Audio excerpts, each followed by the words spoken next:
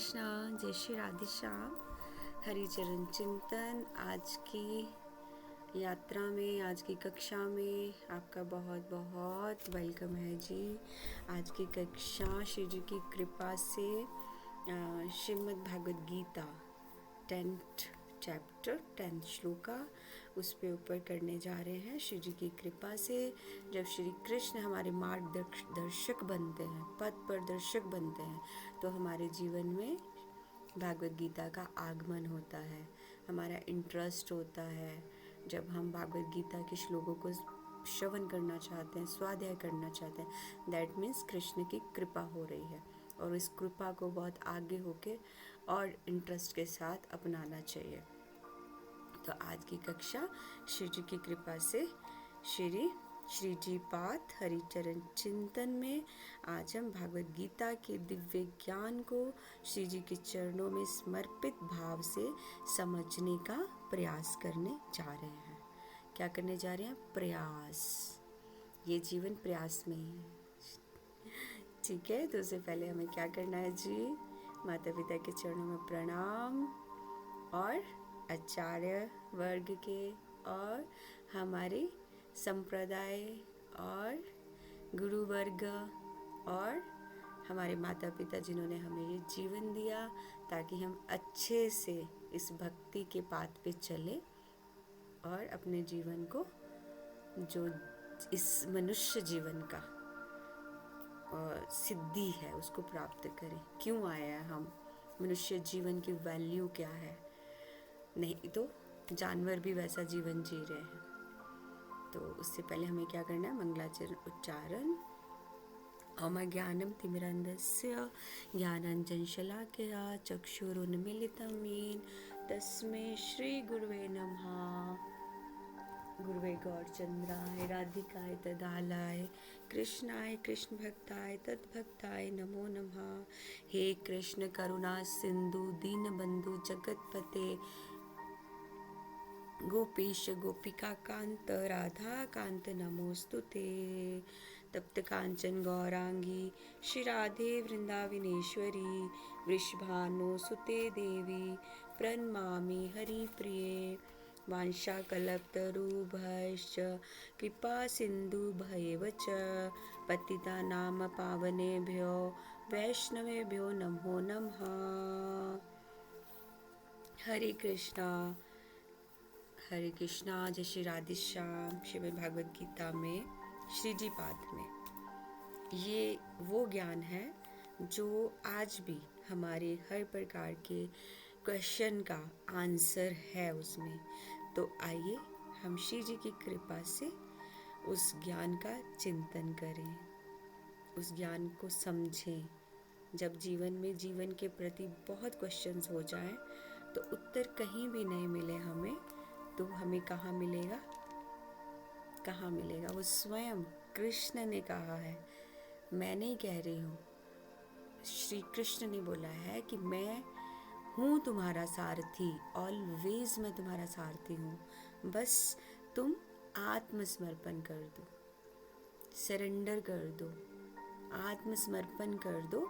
मैं तो ऑलवेज हूँ तुम्हारा सारथी, तो इसलिए हमें सरेंडर करना है।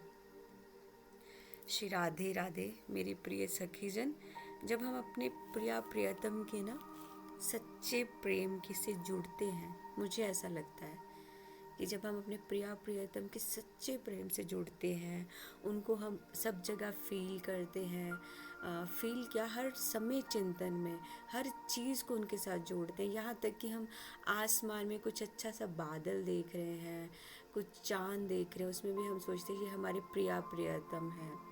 ये चाँद की रोशनी में कुंज सजे हैं, श्री जी हैं, हमारे प्रिया प्रियतम है। पूरा गोपी भाव जिसमें हमें प्रिया प्रियतम की खुशी चाहिए, उसमें हम हर चीज़ को उनसे जोड़ते हैं। तो जब हमारा ये भाव होता है, तो जब हम प्रेम से जुड़ते हैं, तो भगवान भी हम पे कृपा करते हैं। वो हमें केवल आशीर्वाद ही नहीं, सिर्फ आशीर्वाद, ब्लेसिंग्स, खुश तो वो होते ही हैं भगवान। जब हम उनके प्रेम से जुड़ते हैं तो खुश तो वो होते ही हैं, लेकिन वो साथ साथ हमें उन तक पहुंचने की बुद्धि देते हैं, जिसको क्या बोला जाता है, बुद्धि योग। भागवत गीता में उसको बोला गया बुद्धि योग, जो कि अध्याय सेकंड में अर्जुन को भगवान ने बुद्धि योग के द्वारा समझाना चाहा था। उसको फिर टोटल आगे एक्सप्लेन किया गया ये 10th अध्याय में। 10th अध्याय में बुद्धि योग को एक्सप्लेन किया है। तो हम अपने प्रेमी भाव से, गोपी भाव से बुद्धि योग को जाने।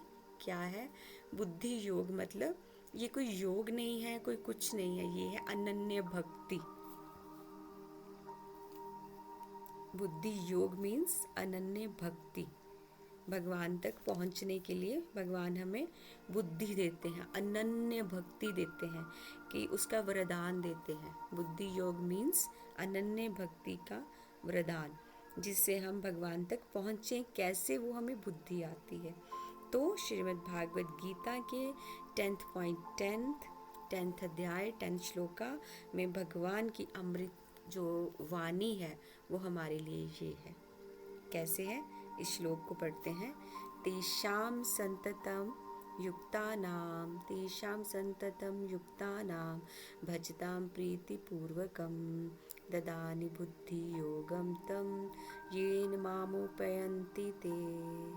जो भक्त सदा प्रेम पूर्वक मेरा भजन करता है, मैं उन्हें वह बुद्धि योग देता हूँ जिससे वो मुझे प्राप्त कर सके।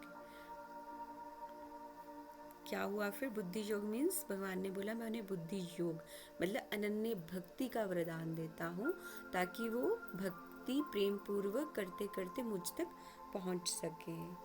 तो श्री कृष्ण ये कह रहे हैं, भक्त जो अपने भक्त को प्रेम पूर्वक और क्या देते हैं, बुद्धि योग का आगे एक्सप्लेन किया। जो मीन्स है, मतलब मीनिंग जो प्रेमा भक्ति से मैं जोड़ रही हूँ, अनन्य प्रेम भक्ति, अनन्य भक्ति। लेकिन भगवान उसके साथ क्या कहते हैं, मैं ज्ञान भी देता हूँ, विवेक भी देता हूँ, और ऐसा भाव देता हूँ जिससे वो अंत में मुझ तक ही मुझे प्राप्त करे। जैसे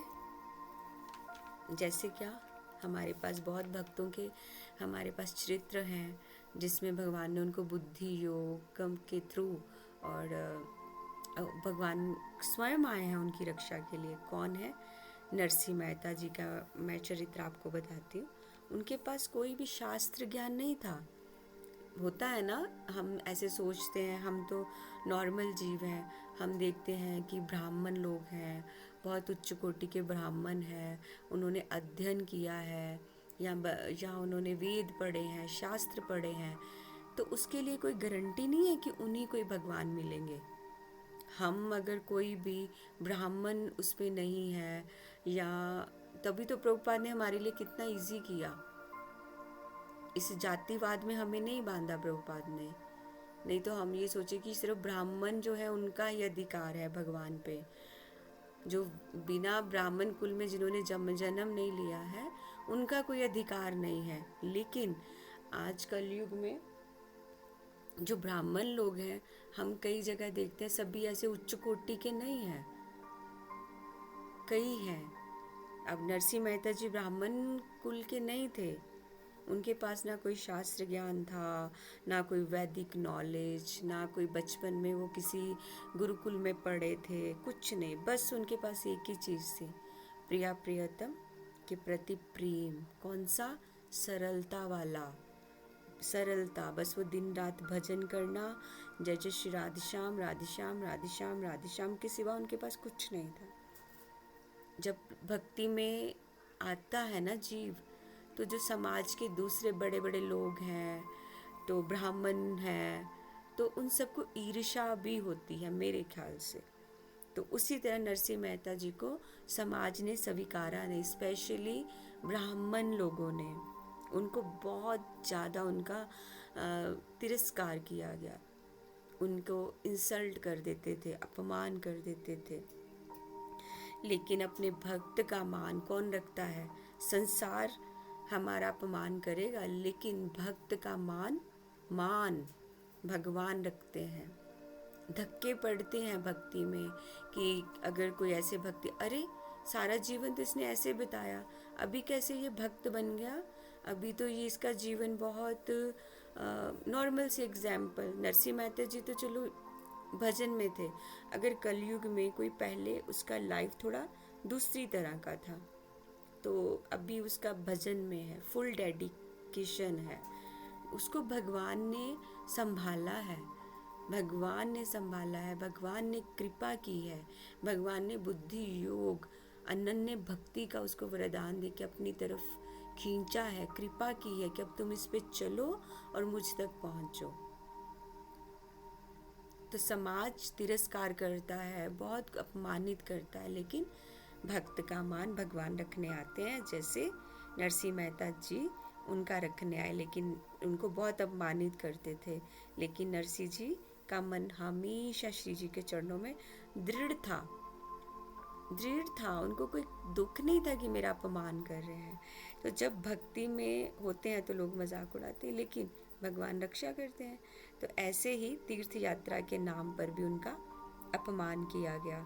जब भगवान पूरा देख लेते हैं कि अब मेरे भक्त को बहुत ज़्यादा ये संसार टॉर्चर कर रहा है, तब भगवान खुद आते हैं। उसको जवाब देने की ज़रूरत नहीं है, उस भक्त के आंसुओं का, उसके साथ जो गलत समाज कर रहा है या कुछ भी कर रहा है, तो भगवान आते हैं वो जवाब देने के लिए। तो इस तरह नरसिंह जी का लिए भी भगवान आए और भगवान ने स्वयं बुद्धि योग दिया, अपने प्रिय की लाज भी रखी। द्वारिका सभा में भगवान ने उनको बुलाया और स्वयं खड़े होकर उनका सम्मान किया।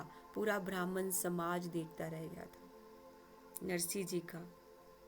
ये है, उन्होंने बोला कि ये मेरा नरसिंह है, देखिए आप, ये मेरा नरसिंह है, प्रेम प्रीति से ये मेरा नाम करता है और मैं स्वयं इसके पीछे पीछे दौड़ता हूँ। अब बताइए इससे बढ़कर और क्या चाहिए?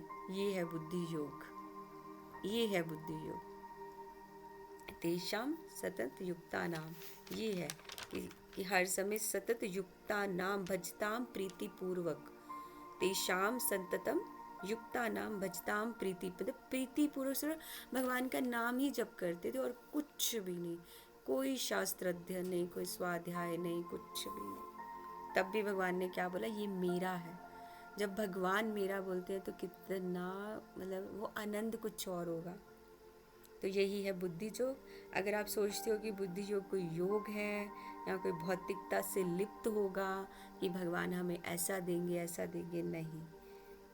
बुद्धि योग हमारे प्रिया प्रियतम की अनन्य भक्ति है, प्रिया प्रियतम का प्रेम है।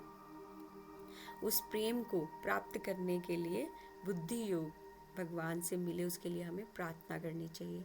कौन सी प्रार्थना? मैं ऑलवेज कहती हूँ, हर चीज़ के लिए प्रार्थना। हे श्री जी, तो आइए एक साथ मेरे साथ मिलके बुद्धि योग के लिए प्रार्थना करते हैं श्री जी से। हे श्री जी, ऐसी कृपा हमें भी दे दो कि हम भी प्रेम पूर्वक नाम जप करें। हे श्री जी, ऐसी कृपा हम पे कर दो या हमें दो, हम भी प्रेम पूर्वक नाम जप करें और आप ही हमें बुद्धि योग प्रदान करें। आप ही हमें बुद्धि योग दें, अनन्य भक्ति दें, ताकि हम सही राह पर चलें और वो राह, वो पाथ कहाँ जाए? प्रिया प्रियतम तक। श्री जी, पाथ की ये कक्षा आपकी कृपा से, स्मृति से श्री जी के चरणों में ये समर्पित है। आज की कक्षा को यही विराम देते हैं। श्री जी के चरणों में प्रणाम। आज की श्रीमद् भागवत गीता 10.10 कक्षा में आज यही विराम। कल फिर मिलते हैं श्री जी की कृपा से। आप सब भक्तों को मेरी तरफ से प्रणाम। कुछ अपराध बने तो मुझे क्षमा कीजिएगा। जय जय श्री राधे श्याम।